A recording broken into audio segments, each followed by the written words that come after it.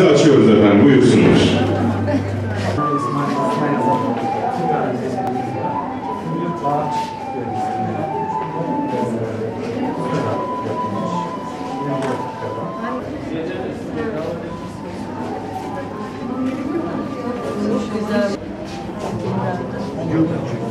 İstanbul Şehir'de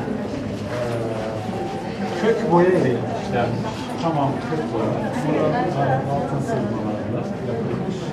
19. yüzyıl, 18. yüzyılda. Tataristan.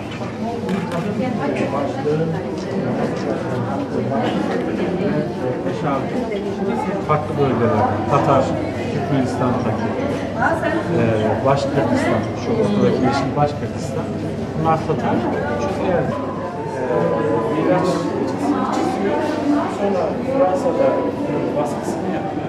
İşte o baskıyı genellikle işte şahmeran yapılır, dualar yapılır, besmele yapılır ama bu tarz hiç yapılmamış. Bu muhtemelen bir siparişle yapılmış 19. yüzyıl işi. Ey misafir kıl namazın kıble bu canibedir. Bunlar kıbleye asılır genellikle.